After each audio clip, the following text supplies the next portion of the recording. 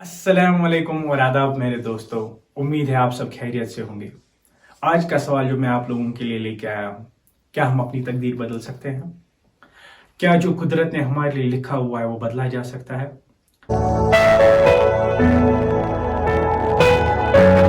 हम में से बहुत सारे लोगों की ख्वाहिश होती है कि वो अपने प्रेजेंट से अपने पास्ट में जाएं या अपने प्रेजेंट से अपने फ्यूचर में जाएं, ताकि वो पास्ट में कोई मोमेंट चेंज कर सके या फ्यूचर में कोई ऐसी अनहोनी चेंज कर सके जिससे उनके प्रेजेंट पे इफेक्ट पड़ता हो। यानी मैं टाइम ट्रैवल की बात कर रहा हूँ। हमारे साइंस फिक्शन ने टाइम ट्रैवल को काफी अच्छी तरीके से एड्रेस किया हुआ है, चाहे वो एच.जी. वेल्स की द टाइम मशीन हो या हॉलीवुड मूवीज जैसे प्रीडेस्टिनेशन है, the Edge of Tomorrow. Arnold Schwarzenegger ने इवन टर्मिनेटर सीरीज में क्या दिखाया, उन्होंने ये दिखाया कि एक मशीन आती है जो फ्यूचर से आती है अपने प्रेजेंट में और दुनिया को मशीनों की डोमिनेंस से बचाती है। इसका मतलब टाइम ट्रैवल हमेशा से एक फैसिनेशन का टॉपिक रहा है हॉलीवुड और साइंस फिक्शन के लिए। ये तो होगी फिल्मी बातें। अब रियलिटी में आ जाएं। क्या रियलिटी में टाइम ट्रैवल पॉसिबल है? क्या हमने ऐसी कोई टेक्नोलॉजी बना ली है या कोई ऐसी टेक्नोलॉजी इन प्रोग्रेस है जिससे हम पास्ट से प्रेजेंट और प्रेजेंट से फ्यूचर में जा सके? देखिए दोस्तों, अगर हम थ्योरेटिकली प्रेजेंट से पास्ट में जाने की कोशिश करेंगे तो वहां पर कुछ प्रॉब्लम्स पैदा हो जाती हैं, कुछ दिक्कतें आ जाती हैं। वो दिक्कतें क्या हैं उसे हम समझने की कोशिश करेंगे। एक ऐसी दिक्कत को समझने के लिए आप ये छोटी सी कहानी देखिए। जिस आदमी को आप स्क्रीन पे देख रहे हैं उनका नाम डॉक्टर स्ट्रेंज है। डॉक्टर स्ट्रेंज अपने दादाजी से मिलने के लिए बहुत उतावले हैं। उनसे मिलने के लिए डॉक्टर स्ट्रेंज ने बहुत मेहनत और मशक्क़त से टाइम ट्रैवल मशीन बनाई है। दादाजी से मिलने का शौक़ कम और उनको मारने की ख्वाहिश बहुत ज़्यादा है। उनके दादाजी ने एक लोन लिया था जो वो चुकाए बगैर इस दुनिया से चले गए। अभी तक डॉक्टर स्ट्रेंज और उनकी फैमिली वो लोन चुका रही है।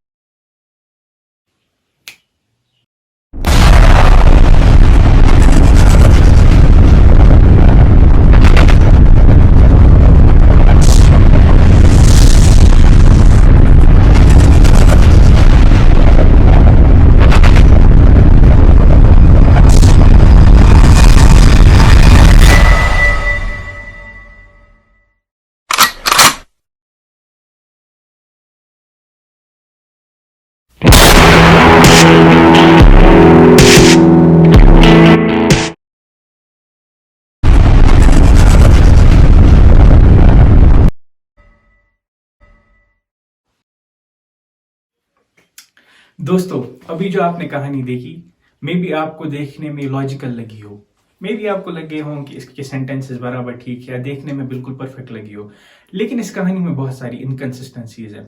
वो इनकंसिस्टेंसीज क्या है, चलिए इसे समझते हैं। डॉक्टर स्ट्रेंज के ग्रैंडफादर जो कि 1945 में होते हैं और वहां पर कुंवारे होते हैं। डॉक्टर स्ट्रेंज 2022 से टाइम मशीन में बैठते और 1945 में चले जाते हैं और वहां पर उनको मार देते हैं। इसका मतलब डॉक्टर स्ट्रेंज के फादर पैदा नहीं हो सकते। कोई बेटा पैदा होने के लिए एटलीस्ट उसके फादर की जरूरत होती है, क्योंकि डॉक्टर स्ट्रेंज के ग्रैंडफादर ही मर गए।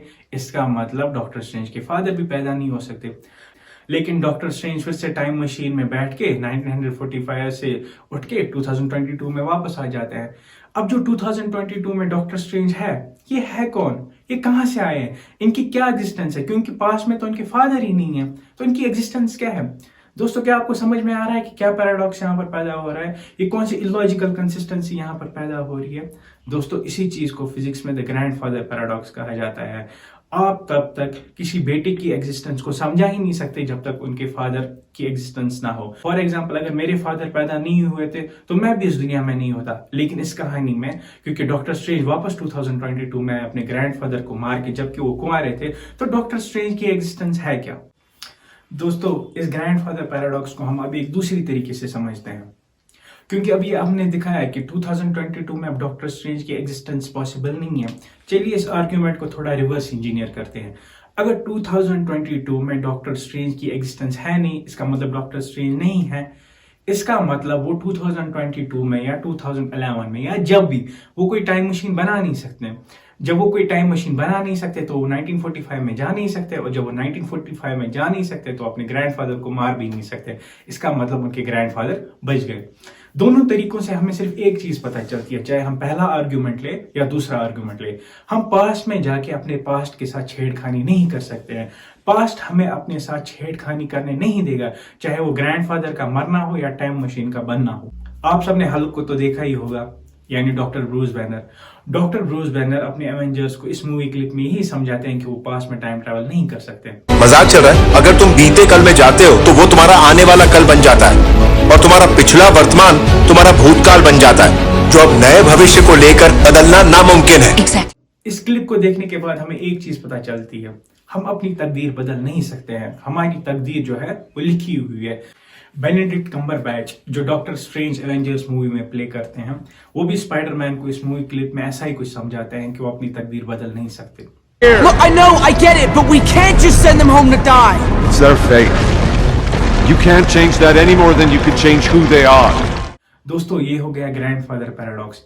क्या इस ग्रैंडफादर पैराडॉक्स का कोई रेजोल्यूशन है? क्या हम इस ग्रैंडफादर पैराडॉक्स को बाईपास करके पास्ट में जा सकते हैं? साइंटिस्ट्स ने इसको समझाने के लिए काफी कोशिशें की हैं। जो सबसे फेमस ट्राई है उसको मल्टीवर्स थ्योरी कहते हैं। मल्टीवर्स होता क्या है? मल्टीवर्स बेसिकली बहुत सारी यूनिवर्सेस की कलेक्शन होती है, यानी जिस तरीके से हमारी एक यूनिवर्स है, मल्टीवर्स थ्योरी में कंटेंट किया जाता है कि इसके अलावा भी बहुत सारी यूनिवर्सेस है। फिर मल्टीवर्स थ्योरी से ग्रैंडफादर पैराडॉक्स का रेजोल्यूशन कैसे होता है? फिजिसिस्ट कहते हैं जब कोई बंदा पास्ट में जाके अपने ग्रैंडफादर को मार देगा, तो जब फ्यूचर में वो वापस आने की कोशिश करेगा, वो उसी यूनिवर्स में वापस नहीं आएगा जिस यूनिवर्स से वो आया था, वो किसी और यूनिवर्स में चला जाएगा। किसी और यूनिवर्स में उनके ग्रैंडफादर जिंदा हो गए, इसका मतलब किसी और यूनिवर्स में वो अपनी एग्जिस्टेंस को समझा सकते हैं। लेकिन ये थोड़ा इलॉजिकल नहीं लगता कि एक यूनिवर्स में वो ग्रैंडफादर जिंदा है और दूसरी यूनिवर्स में ग्रैंडफादर मर गए? ये तो ऐसी ही चीज होगी कि कोई इंसान साइमल्टेनियसली जिंदा है और साइमल्टेनियसली मरा हुआ भी है। ऐसा हो सकता है? जी हाँ, सब एटॉमिक लेवल पे इस तरीके की चीजें होती हैं। मिसाल के तौर पे अभी आप स्क्रीन पे देख रहे होंगे कि कॉइन फ्लिप हो रही है। इस कॉइन में हेड और टेल एक ही टाइम पे आ रहा है, जब ये हवा में है, ना तो हेड है ना तो टेल है, ये दोनों का मिक्सचर है। इसी तरीके से जब हम एटॉमिक लेवल पे जाते हैं तो एटॉमिक लेवल पे पार्टिकल्स दो अलग अलग बिहेवियर एक ही टाइम पे दिखाते हैं। लेकिन क्या ये बिहेवियर यूनिवर्सेस में हो सकता है?